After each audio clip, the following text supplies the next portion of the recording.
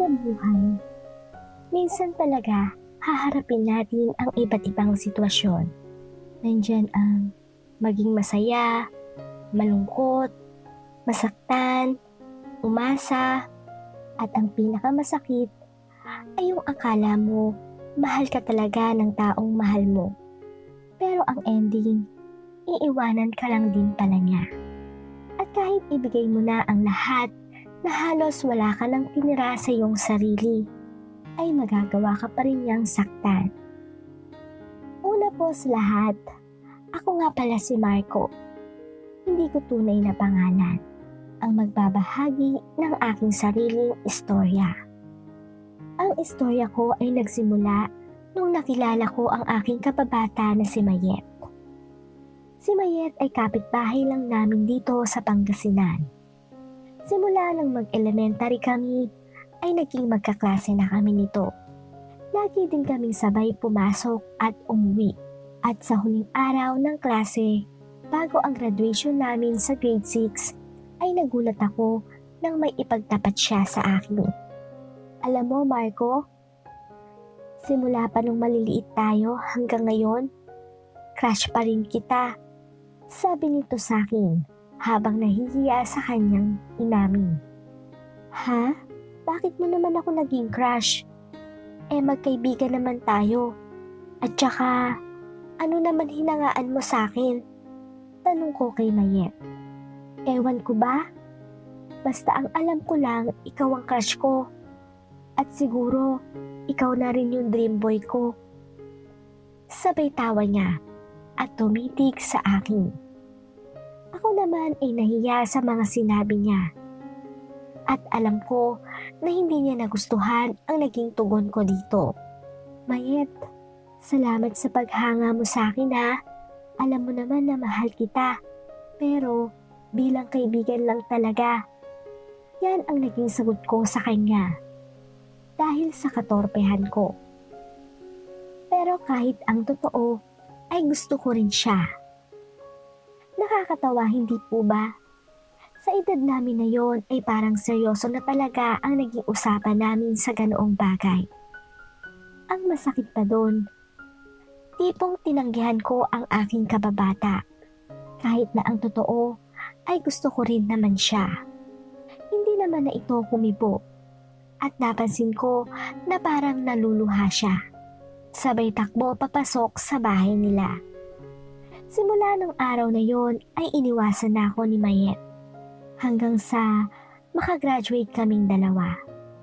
At isang araw ay nagulat na lang ako sa balitang nalaman ko sa aking nanay. Nalilipat na daw sila Mayet sa Maynila dahil doon na daw na-assign ng trabaho ang tatay niya. Kaya doon na rin siya mag-aaral. Ikinalungkot ko naman ang balita na yon. At agad na pumasok sa isip ko na pumunta sa bahay nila Mayet para magpaalam sana. Subalit hindi na kami nito nag-abot dahil nakaalis na sila ng bahay nila papuntang sakayan ng bus. Hindi ko alam kung anong mararamdaman ko ng mga oras na yon.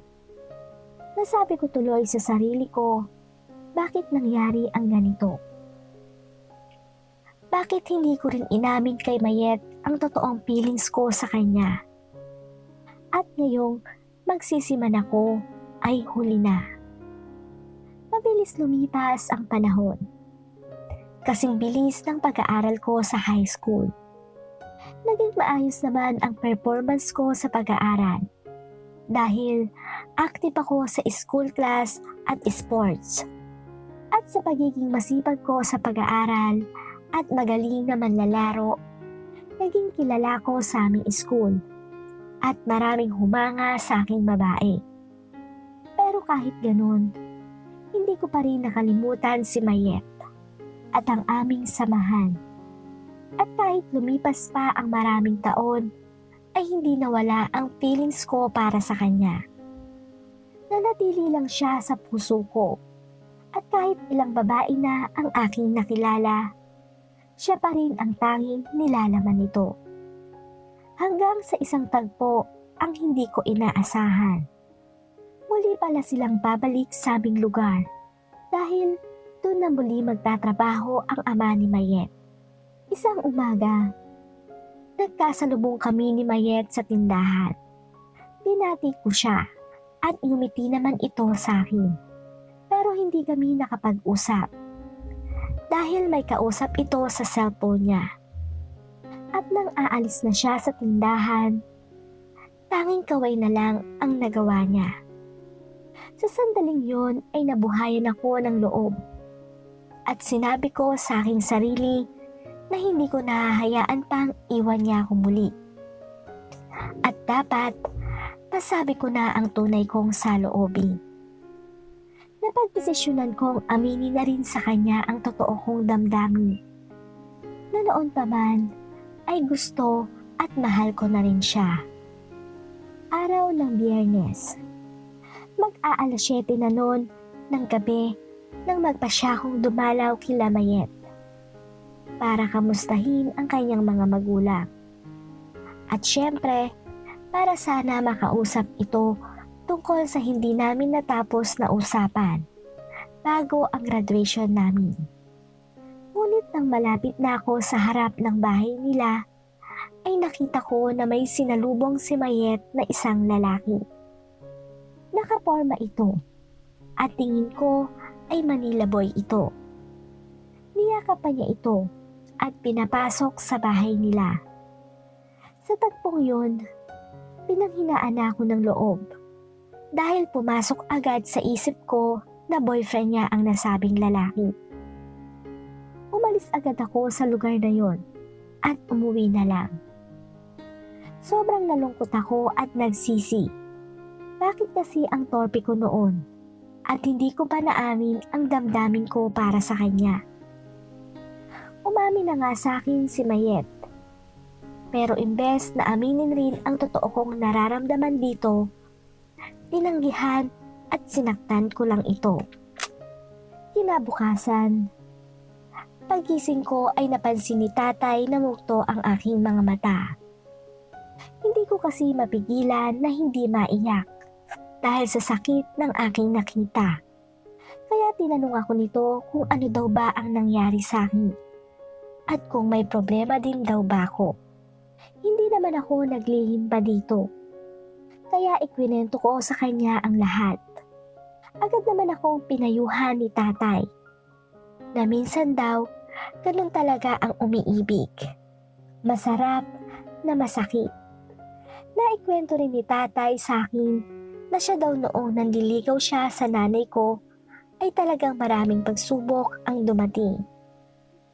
Pero ang importante daw ay wag na wag tayong susuko kung talagang mahal natin ang tao na yon.